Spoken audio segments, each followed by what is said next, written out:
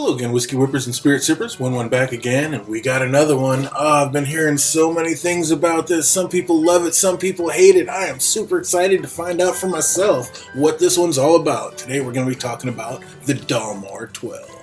Yippee-ki-yay. And so many people just have so many biases about this one, so much more than other ones. I guess they put a lot of E150 into this one, and that kind of drives people nuts, and just, I don't know, there's something about this one that gets people all amped up and riled up. I'm super excited to see what all the fuss is about. Today we're going to be talking about the Stag, Dalmore 12. Hey, don't be scared. Oh, I am a sherry monster. I love my sherry whiskeys. This one's supposed to be a sherry beast. Let's get it. Decent little pop. Let's get it in the glass.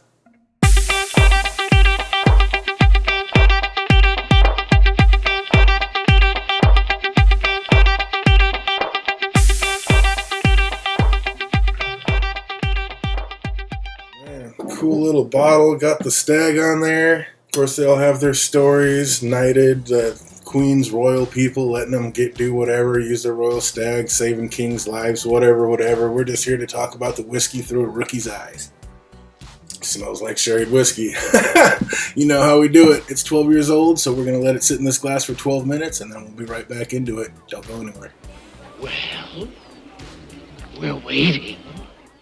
Alright, 12 minutes is up, and it is time to taste it and get into it. Oh, man. Wow. It's like a sour funk, like a sour wood, almost like a sour cherry wood. Oh, wow. It's almost...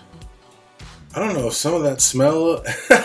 Is it just because I know there's E150 in here, and that's like the caramel... That caramel smell is already messing with me, but I think it's more of that cask. They mature this for at least 9 years in white oak ex-bourbon cask. Then they split it up. They leave some of it in the ex-bourbon cask, and then they take some of it and they put it in Oloroso cask, and then they bring it back together and marry it back together at the end to kind of produce what this is. And you can taste that Oloroso cask, and it's like it doesn't have like that big bomb sulfur note like Macallan does and some of the Glendronach 12s do, but it's like it's there, but tamped down like with sweetness, and I'm wondering if that's the caramel tamping down with that, if that's what the sweetness is.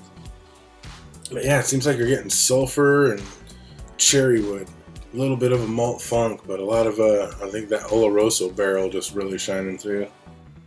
Oh man, yeah, cherries and maybe some overripe prunes. Let's see how it is on the taste. Prost. Wow. This one's really smooth. There's a little bit of a late kick that comes up and a little bit of a Kentucky tickle right there. It lets you know that the alcohol's there, but man, at first, like, there's just nothing. Like, it is just like a smooth little sherry water kind of going over. And then, it does have kind of, when it goes down, you're like, did I even? And then there's like, oh, okay, kind of a delayed kick on it. Little peppery, but man, that is just crazy smooth. There is just nothing there. It's like sherry water. There is just a little bit of that back end funk. I don't know if that's the Oloroso, if they're like older Oloroso cask or whatever, but there is like a little bit of like a wet wood funk on there. But other than that, this is a starter whiskey. And that's why I kind of wanted to hurry up and get it in. I'm kind of, about a year and a half into my journey now. So, I'm still a rookie, but I want to hurry up and get it in before I get into too many more crazy complex things. And I look back on something like this, like, what is that? This is an absolute starter whiskey. It's like sherry water. It's so smooth. 40% ABV, so 80 proof. As low as you can go. And it's a little watered down, and it's a little bit like wet wood sherry water. Oh man, it kind of tastes almost like it smells, but it smells even, it has more of an aroma than it does a taste. The flavor. Yeah, tiniest little bit of a pepper kick on there, but really, and I like sherried whiskeys, so I don't mind this at all. It's just like a sherried flavored water. It's just so smooth and friendly and easy. It's almost just nothing there. That is just gone. Yeah, if you're a beginner and you like the sweeter sherried whiskeys, this one isn't even really sweet. I'd say it's more of like a, it's almost hard to call it savory too. It's kind of just right in that mid watered down savory. I mean, it's not bad at all. It's not the greatest, but it's not terrible. I mean, it's just, this one's a whole lot of okay. Which is kind of what I thought it would. I mean, I thought there was a chance I might really like this because I heard it was a true sherry monster, and I do love my sherried whiskeys, but this one's just too tamped down. And like I started, my palate warmer was the Dalmore 12. And I mean, just from memory, I mean, this one's going to have a hard time heads up against Dalmore 12, but I think we need to run them. They're pretty close. They're pretty close. So yeah, we'll have to do a blind taste test with this one. But yeah, this one's just all kinds of okay. I mean, some cherry, a little bit of tiny pepper, but mainly just tastes like a sherry. Just like a sherry water. Speaking of water, let's put a little water on it, see if that opens anything up. Only 2 drops. Don't want to put too much in this. Definitely don't want to drown it. At 40%, you know, I don't want to take any chances. It's already right there on the cusp. Yeah, I don't know if that weird flavor is the E150 caramel flavoring or not, but there is kind of that just different flavor. I mean, I'm sure I've had that. I know I've had that in whiskeys before, but it might be a little bit stronger in there. But I thought that stuff was supposed to be pretty much flavorless. So, yeah, I don't know. That's why I wanted to say that this is more of that wet wood taste, kind of more of the cask influence that's causing that. Okay, with the water, it smells like it's sweetened up a little bit. It's not quite so wet wood, funky smelling. It's a little sweeter on the nose. Oh yeah, it's a lot more floral now. Some wood barrel sugars kind of coming through. More floral notes and sweet notes. A little bit of, like, even a tad bit of honey trying to fight its way through.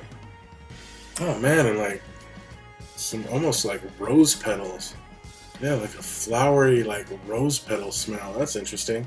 Let's see how it tastes. Kampai. Oh, it really did get a whole lot smoother. I mean, it took away. There is the tiniest little tickle, and that is weird. It is such a delayed one too. It's like, did I drink? Did I? Is that? Oh, there it is. But it is just the tiniest little tickle with water on there.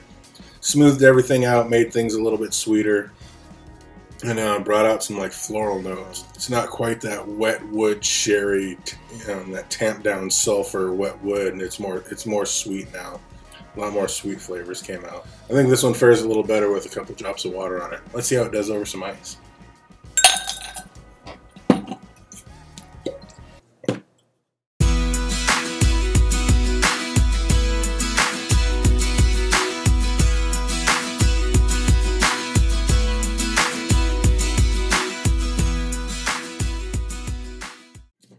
Oh, the Dalmore 12. I've heard so much about this. Just, they seem to light it up in the chats whenever somebody brings up the old Dalmore. Just fired up, too expensive, too much E150, too fake. Why can't they just keep it natural? It's like, hey man, how's it taste? Who cares about all the other BS right now? I mean, first and foremost, how's it taste? Then we'll get to the rest of that. But yeah, if that flavor is influencing it and you can't actually taste it, then they do need to cut that back, because that is like I said, I don't know if it's the wet wood or that, but there is kind of just that funky flavor on there. But when you put some water on it, it tamped all that out. The ice, like usual, brought out some more of those barrel tannins. Some more of that ex-bourbon oak, some more of that white oak, Oloroso. I mean, you're getting a lot of the cask influence smells now. Almost like some caramel corn, like sweet and salty is what I'm getting.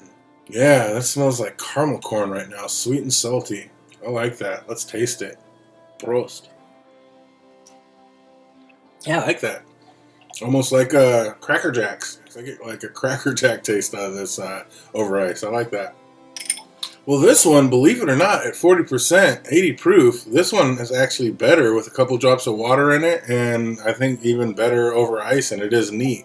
Just because it kind of takes away that wet wood flavor, that wet cherry wood flavor, and kind of brings up, like I said, the Cracker Jacks, which is obviously, to me, a lot more pleasurable, a lot more pleasant. Man, scored 1 out of 10. I think I would give this one, I gotta spend a little bit more time with it, but right now, right out of the gate, I think I'm going to give this one, it's like an 8.2, 8.3. How much should we pay for this one? That's probably going to be the deciding factor right there. $64.99 plus tax. So God, we're up in the $85 out the door. Yeah, this isn't an $85 whiskey. We gotta dig in a little bit for that. I might bring it down to like an 8.1. Let's see here. One more dance. It's not the worst. It's not horrible. It's nice and smooth. We're going to give this one a good solid 8.2.